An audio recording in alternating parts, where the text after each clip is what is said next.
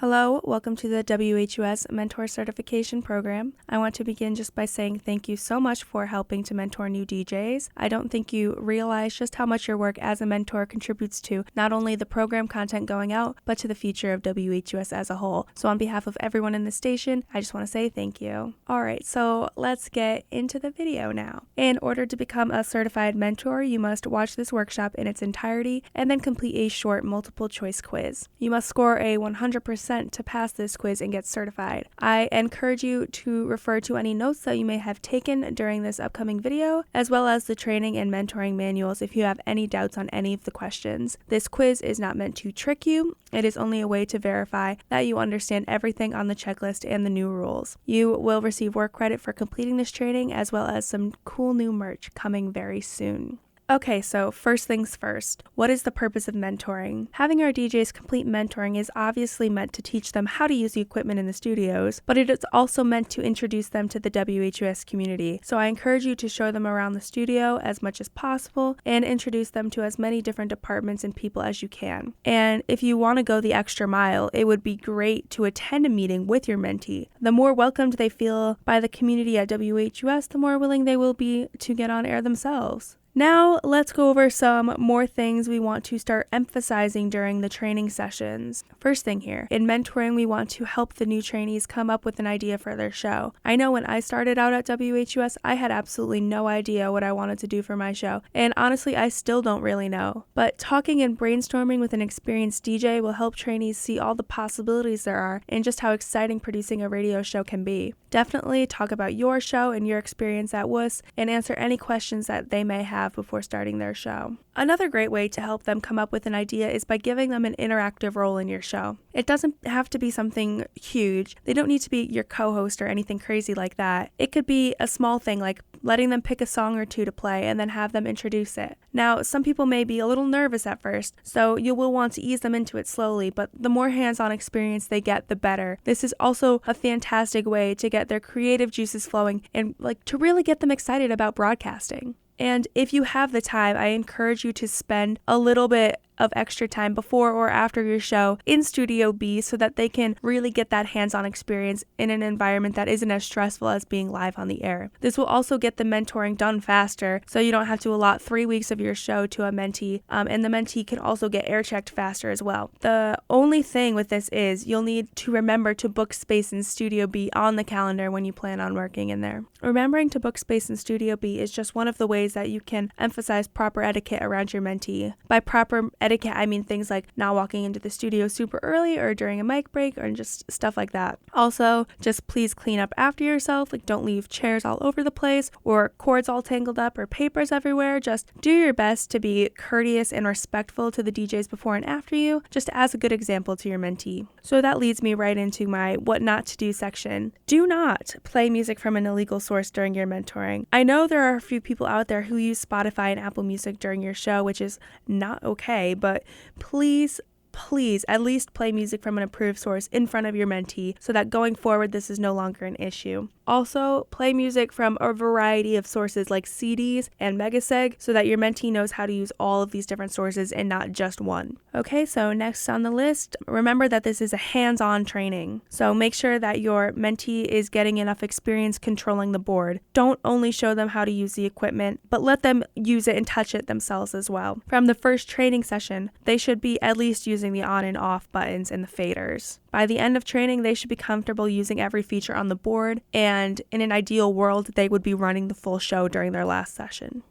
Okay, this is the last thing in our what not to do section, but this one is definitely the most important. If you cannot make your show 1 week, please email both the training director and your mentee to let them know, and then make an effort to make up the training in another week of your show or in Studio B. I hate receiving emails from trainees saying that they showed up to the station for their training and that their mentor wasn't there. It looks incredibly unprofessional and it is really discouraging for the mentee. So please notify your mentee if you are not going to be in. I gave you their email addresses in the mentoring confirmation, so there is no excuse not to do that.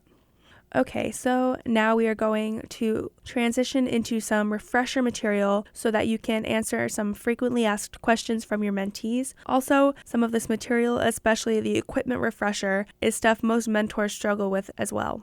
First up is advertising regulations from the FCC. Remember that there is no call to action statements allowed on the air. That includes statements like follow me on Instagram, listen to my show next week, go to the fall concert, stuff like that. If you are telling the listener to do something, then it is probably a call to action statement. Also, remember that there are no prices, qualitative, or comparative statements allowed either. No statements like, I like Nike better than Pumas, or anything that has numbers in it that are regarding purchases. Next is just some copyright reminders. First is the artist and the album rule. The artist rule is no more than 4 tracks from the same artist are allowed within a 3-hour period, and no more than 3 of those tracks can be consecutive. And the album rule is no more than 3 tracks off the same album are allowed within a 3-hour period, and no more than 2 of those tracks can be consecutive. This can be pretty confusing, so refer to the training manual if you have any questions. Also, please cite any sources that you use for news or weather, and remember that you can read weather verbatim from weather.gov. These next 3 slides are very important because these are the things that people most frequently get wrong on the training exam. The definitions of indecent, profane, and obscene are very similar, and people mix them up a lot. So it's necessary that you as a mentor know the definitions so that you can ensure that your trainee won't be swearing on the air and whatnot. First up is obscene. Obscene content can never be played on the air. For something to be considered obscene, it must lack literary, scientific, political, and artistic value. If it has one of these things, then it is not obscene. It is actually pretty difficult to be obscene. Really, only direct threats to individuals or groups are considered obscene. Again, you can never play obscene content on the air. Next is indecent content. It is anything that refers to sexual acts or excretory or bodily functions in a literal sense. So describing a sexual scene in detail would be indecent. Talking about an invasive surgery you had would be indecent. Talking about a fight in gory detail would be indecent. Anything talking about sex, gore, or bodily fluids in detail is considered to be indecent. However, you can play indecent content during safe harbor hours, which is between 10 p.m. and 6 a.m. Lastly is profanity. In disciplinary hearings, when we are trying to decide if a piece of content is profane, we look at this definition, specifically the line, the general public would find it to be so grossly offensive. In the basic sense, profanity is any swear word used figuratively or as an expletive. So remember, profane is figurative and indecent is literal, and you can play anything that's indecent or profane during safe harbor hours, which is between 10 p.m. and 6 a.m. So if you ever make a mistake and accidentally swear on the air or are indecent, you can use that dump button to remove some of the audio. Our broadcast operates on an 8-second delay, and when you press the dump button, 4 seconds are removed from that 8-second delay. And then after several hours, those 4 seconds recharge and are added back on to that 8-second delay. So you can just hit it twice before you're completely live on the air, and then you just have to be extra careful. Now I just have a couple policy reminders. First is you as a DJ are only allowed 1 guest per show during after hours. After hours is any time that the student union is closed to the public. In order to be granted after hours access, you must file a request in with the general manager. Then they will forward that request to the union staff. You must wait until you are notified that your request is approved by the union staff before you can come in after hours. Make sure you relay all of this information to your mentees because most violations of this rule come from new DJs. And lastly, make sure you are present for more than half of your shows for the semester and that you are notifying the program director when you will be absent. We have several new DJs looking for a spot to get in on the air, and they would really love that spot that some people are calling out of almost every other week. So now we are going to go through some equipment refreshers. Mentees must know how to use all of the equipment on the checklist by the end of training. So we are going to go over some of the items on the checklist that a lot of mentors skip over because they don't know how to use them themselves. The first and most commonly skipped item is the WHUS2 stereo switcher. This can be found in Studio A right above the CD players. It is used to make Studio B go live on the online stream. All you have to do to make that happen is press the Studio B and the WHUS2 buttons simultaneously. This changes the live stream from automation to whatever is being played in Studio B. To switch it back, you hit the automation button and the WHUS2 button at the same time. The buttons have to be hit simultaneously to work. This next slide is a quick one. I would hope that all of you know how to use the on, off, and fader buttons. The ones that tend to give people a little trouble are the talkback, cue, and source selector / take buttons. You only have to worry about the talkback button on the telephone output because that allows for what you say into the microphone to go out to the person on the phone. Next is the cue button. When you push down the cue button, you can test out the levels for audio and listen to it through the cue speaker. None of the audio goes out live, it only plays from the cue speaker. Lastly, the source selector knob and the take button. You can turn the source selector button to pick a new channel on the board, as in like CD2 or guest mic 2, and you can move them around on the board to your convenience. To select a channel and add it to the board, hit the take button. Just make sure you return the channel to their original places once you are done. Next is a bunch of features you probably won't be using very often, but are still important for you to know. The first one being the program switches. The program buttons are used mostly for covering sports games. To learn more about that, contact the sports director. All you need to worry about is making sure that the 4 programs are all lit up on the channels. This will ensure that your audio is going out on the air. Next is the send button at the top. Don't bother dealing with this at all. It is again used to make sure that audio is going out over the phone and just on air in general. It should always be set up for you. And then lastly is the pan and balance buttons. The pan and balance buttons are used to move your audio from ear to ear. The way that you do that is by hitting the pan and balance button until it is lit up orange. Then you move the dial to the left or to the right to get the audio to move to whichever ear you like. To get all of the audio over into the left ear, hit the L button. And then to move all the audio to the right ear, hit the R button. And in order to move the audio at all, you must have that pan and balance button lit up. And to balance it out, move the dial to the center C on the board. Okay, just a reminder on microphone technique. Make sure you emphasize that the microphones are highly directional and you must talk directly into the front of the microphone and not to the sides because that'll make it sound a little, far away or like just messed up in general. So make sure you're talking right into the front of the microphone so that you are keeping your levels consistent. And you also want to make sure that your levels are consistent with the levels of the music going out. So you don't want your music to be super loud and then your vocals to be really quiet. You want to kind of keep your levels the same. So make sure you're watching the VU meter to really check that out. Another thing about microphones is the guest controls. These are buttons that are next to the guest mics that allow for your guests to turn their microphones on and off. The cough button also gives them the ability to pause the microphone for any reason. Okay, now on to the one that everyone has the most trouble with, the telephone. I don't know what happened that made it so that everyone has difficulty with the telephone, but we're going to go over it now to fix any issues that you may have. So, when you first receive a call, it will be blinking green on the first top button. To answer it, press that first button. When it is solid, you are talking to the person in the headset only. To put them on the air, hit the middle button. This will put them on the board. It doesn't matter whether that button is blinking or solid. It will work either way. I think it has something to do with like telco 1 and telco 2, like blinking is like telco 1 and then solid is telco 2, but I'm not 100% sure like which one lines up with which. So for that reason, we keep telco 1 and telco 2 on so that we don't get that confused and that whenever we want to put someone on the air, we know it's going out on the air. To put them on hold, press that first button again so that it is orange and blinking, and then to hang up, hit that drop button. Also, just remember to debrief any caller on FCC rules before putting them through on the air because again, you are responsible for anything that goes out on the air, including what your callers say.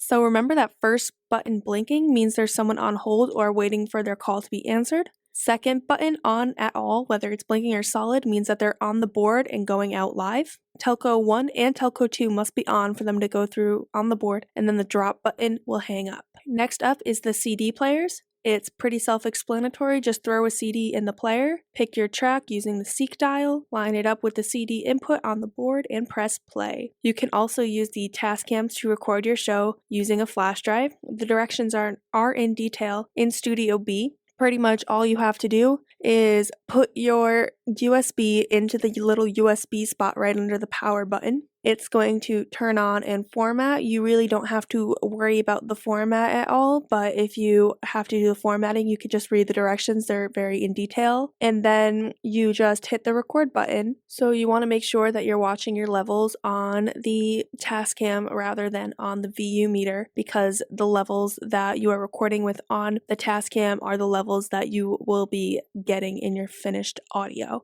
And then once you are finished, you can just hit that stop button, and then that will finish up the recording and you can just take your USB out. So lastly, on the equipment refresher is the timer controls and the monitor and headphone volume faders. You can control the volume of the speakers in the studio using the monitor fader, and you can control the volume in the headphones using the headphone fader. You also have a timer built in on the VU meter that you can control using the reset, hold, start, and stop buttons. Now we are going to go into a very important and fairly new system, Adobe Audition. Audition is a recording program in our production studios that is used to produce podcasts, PSAs, and to record air checks. It is definitely the easiest way for trainees to record an air check, so it is a good thing for the mentor to know as well. So to get started, you're going to open Adobe Audition on the desktop computer. Then you will hit the red record button to create a new file.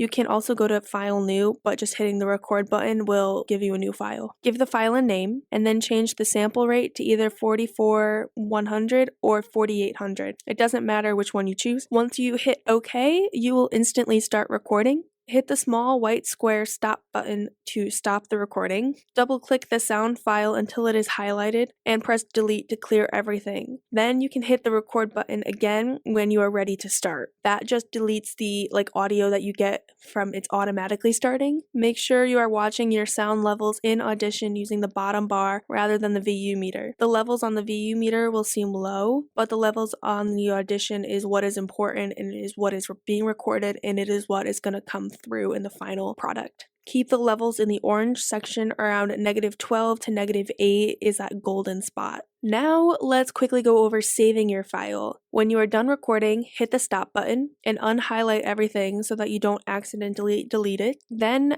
go to File in the top left corner, hit Save As. A window will pop up. Go to Browse and choose where you will save your file. I recommend saving it to the desktop since it's the easiest to find, but if you want to save it to a flash drive, you are welcome to as well. After choosing where you will save it, move on to the format bar. You must change it from a .wav file to a MP3 file. You can do this by choosing MP3 audio from the drop-down bar. Once you do that, hit OK and your file is saved. When recording an air check, have your mentee send this MP3 file to the program director at programdirector@whus.org. If you have any questions at all about Adobe Audition, email trainingdirector@whus.org, or you can email Jason at programcoordinator@whus.org. Okay, we are coming up on the end of the workshop. I just have a few new things I want to institute in the air check process to make it a little bit easier on the trainees. First thing being is we have a new time limit on the air checks. We want them to be around 30 minutes now rather than the hour that it used to be. This makes it easier for the program director to review them, and also it's easier for the trainee to complete. We also want there to be at least 2 mic breaks in the air checks so that the trainee can prove that they can keep their levels consistent when switching across the different production mediums. In Studio B, next to the logbook, there are now several copies of the new air check checklist. This is not required to fill out and hand in. It is only a way for the trainee to make sure that they are following all the rules and are using the equipment properly. And it features things like, did you say the legal ID? Are the VU meter levels consistent with your microphone levels? It's just some things that would make or break an air check and could really help someone and prevent them from failing. So that's a really good thing to show them. You don't have to fill it out or turn it in. It's just a good thing for the trainees to see. Now let's move on into some new rules that will make the mentoring process more seamless. First being, if you are not coming into your show one week, you must email both the training director and your mentee to let us know. Also, if your mentee doesn't show up for an assigned session, email the training director to make them aware. Next is, please only turn in the checklist once you are done with all the mentoring sessions. This lets the training director know that the trainee is fully mentored and you are able to take on a new mentee. Turning it in in during the first session or before the trainee is done makes it so that I don't know when the trainee is getting done being mentored. Like, you can turn in the mentoring checklist after that first session, and then they could just never show up for like the last 2 sessions, and I would think that they have been fully mentored when they really have not. So please only turn it in once you have finished all of your mentoring hours. This also lets me know that you are ready for a new mentee. This one is pretty important because there are several mentors and mentees out there that I assigned in the beginning of the semester, and I just have no idea the status of them because I never got a email saying that they never showed up. I never got a checklist. I never got an air check. So to me, you guys are still maybe trying to work out times that you're going to get mentored, and then I just never assign you a new mentee. And then that trainee never gets finished getting air checked. So please email me if there are any issues at all. Alright, now I'm going to go into some very quick reminders. First being 3 hours of mentoring is just a suggestion. Some people will need more or less time to feel comfortable with the board. If someone is confident that they know how to use every feature on the Studio A checklist after only 2 sessions, then there is no need to have them come in for the 3rd session. Once the mentee can prove to you that they know how to do everything on the checklist, then they are free to go and record their air check. You will still get 3 hours of work credit regardless of the amount of time that you spend with them. However, please don't try and rush them out. Please, if you're going to shorten the mentoring, make sure that they really know what they're doing and they don't have any doubts before they go on to their air check. Lastly, again, if I haven't said it enough, email the training director if there are any issues along the mentoring process. We are more than happy to help out. Now, last thing, here are some passwords that you can use for Subsonic, Megaseg, and the calendar. I'll quickly just show you what Subsonic looks like. Subsonic is the digital archive of all of the music that we have in the station. It is legally purchased music. It is kind of like a streaming service like Spotify, but it is all legally obtained. So you can use this to play on the air. You can play it through this computer on the left-hand side or through your laptop. Just reach out to Jason to get your credentials for that. Megaseg is where we play PSAs and SPAs, and it's also where we have all of the news spins and a lot of digital songs that you can go through. All you have to do to play that is double click on whatever you want to play. That'll add it to the playlist, and then you just hit start playlist, and to turn it on, just use the broadcast PC output on the board. You must remember that the output in Studio B is under edit instead of broadcast PC. And with Megaseg, it is only in the Studio A computer or the Studio B or C computers. It is not something that you can get a passcode for and use on your own laptop. So I'm quickly going to just show you how to use Spinitron. If you have not logged into it before and haven't been listing your shows, this is something that is required of all DJs on the air. You can get your credentials from the program director. So you're going to start by logging in. Then you're going to playlist new. In your own account, when you hit playlist, you're going to see a category called new playlist for your show title. But for the purposes of this workshop, I'm just going to use this one.